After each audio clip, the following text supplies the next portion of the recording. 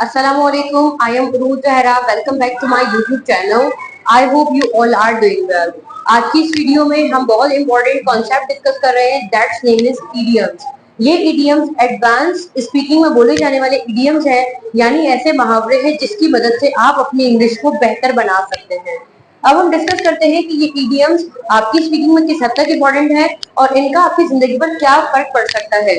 For example, अगर आप अपनी स्पीकिंग को इम्प्रूव करना चाहते हैं, कुछ ऐसे इडियम्स या ऐसी डिफिकल्ट वोकैबुलरीज जिसकी मदद से आपको लगता है कि आपकी स्पीकिंग का, कम्युनिकेशन का जो स्टाइल है वो बेहतर हो जाएगा, या वोकैबुलरी के ज्यादा आ जाने से आपको कहीं कॉर्पोरेट लेवल पर या कहीं पर भी अच्छी जॉब ऑफर हो सकती है.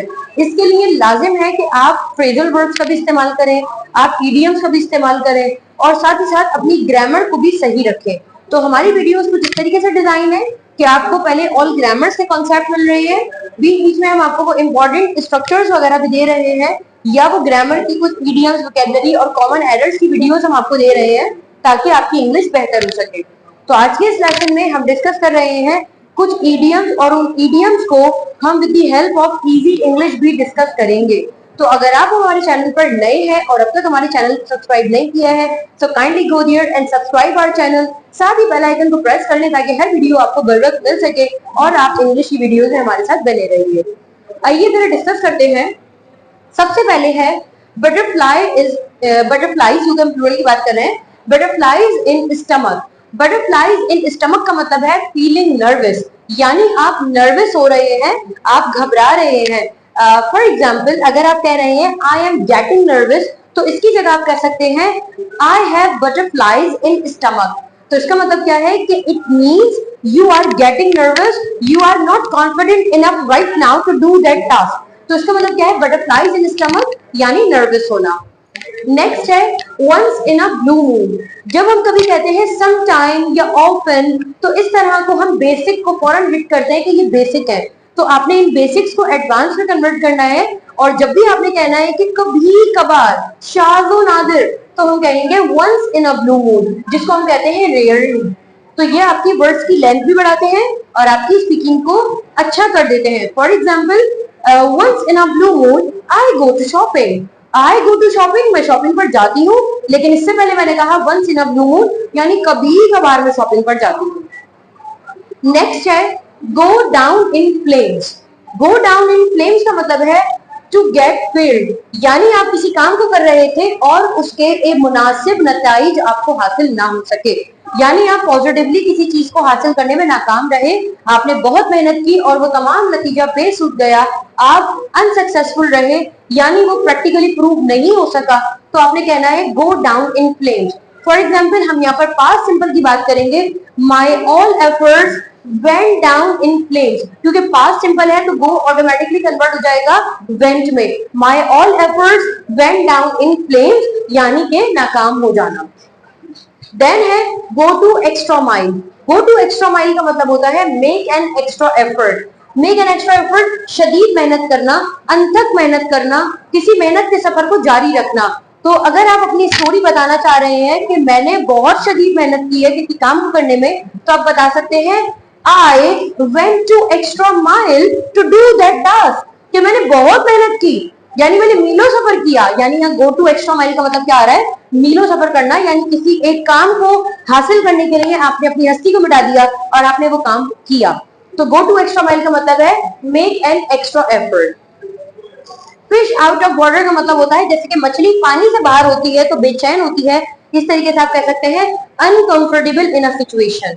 For example, I am feeling like fish out of water.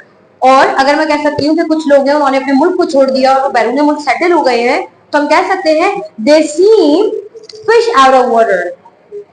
हम इसको यूं भी कह सकते हैं they seem such as fish out of water. कैसा लगता है कि वो लोग रेस्ट लेते हैं, बेचैन है, बेकरार है, किसी काम को करने के लिए उनका भी दिल नहीं लग रहा है, अनकंफर्टेबल है. Then every cloud has a silver lining. Every cloud has a silver lining का मतलब है पॉजिटिव साइड इन डिफिकल्टी, यानी आप कोई काम कर रहे थे और बहुत ज्यादा मुश्किलात के बाद आपको उसका अच्छा सा रिजल्ट नजर आ गया, अच्छे से रिजल्ट के नतीजे आपको मिल गए, तो आप कह सकते हैं every cloud has a silver lining, यानी हर अंधेरे के बाद रोशनी है, हर नाकामी के बाद कामयाबी की उम्मीद है. two peas in a pod. इसका मतलब क्या हो रहा है? It means very similar, resembled, एक जैसे. तो मैं कह सकती हूँ you are like two peas in a pod. मैंने किन दो बच्चों को देखते हुए कहा कि because they are twins, तो मैंने कहा कि आपको बिल्कुल एक जैसे लग रहे हैं. You are like two peas in a pod. Next, a drop in the bucket. A drop in the bucket को इन्होंने यूं देखा है means an insignificant amount. यानी एक बकेट के अंदर आप एक ड्रॉप डाल दें तो उसकी कोई अपनी खास वैल्यू नहीं है. तो हम कह सकते हैं कि अपने हिस्से की मेहनत कर देना, चाहे वो तादाद में बड़ी हो या ना हो. तो हम यूं कह सकते हैं I made an effort like I put a drop in the bucket. या your efforts are like a drop in the bucket. कि आप मेहनत कर रहे हैं लेकिन आपकी मेहनत का बिल्कुल यही तनासुब है कि जैसे कि बकेट के अंदर आप एक बूंद पानी की डाल दें. देन हम लास्ट की तरफ आ जाते हैं. Fish in the pool. Fish in the pool का मतलब क्या है कि अब मछली पानी में है, यानी अपने एक कंफर्टेबल यानी कंफर्ट जोन में है. तो हम कह सकते हैं वेल या फाइन. फॉर एग्जाम्पल अगर आप किसी से कहते हैं कि हाउ आर यू, और अगर वो कहता है I am like fish in the pool, तो इसका मतलब क्या है कि वो हेल एंड हार्टी है, खुश है. तो आप वेल एंड फाइन को रिप्लेस कर सकते हैं फिश इन द पूल. लेकिन ये थोड़ा सा लेस फॉर्मल है और आप अपने दोस्तों के साथ इस्तेमाल कर सकते हैं. फॉर्मल मीटिंग्स वगैरह में इस्तेमाल नहीं कर सकते. तो आज के इस लेसन में हमने वो इडियम्स का जिक्र किया है जिन इडियम्स को आजकल हम देख रहे हैं बहुत ज्यादा जरूरी भी है और स्पीकिंग में काम आते हैं. तो आई होप आपको वीडियो पसंद आई है. अगर आपको वीडियो पसंद आई है तो जरूर लाइक कर दीजिए, साथ ही शेयर कर दीजिए. और अगर आप नए हैं, चैनल को सब्सक्राइब नहीं किया है, तो kindly go there and subscribe our channel. आपकी कोई क्वेरी है तो kindly ask your question in the comment section and I will reply you personally. तो आई होप आपको वीडियो पसंद आई है. आपसे दोबारा मुलाकात होगी एक नई वीडियो में. अपना ख्याल रखिएगा. अल्लाह हाफिज.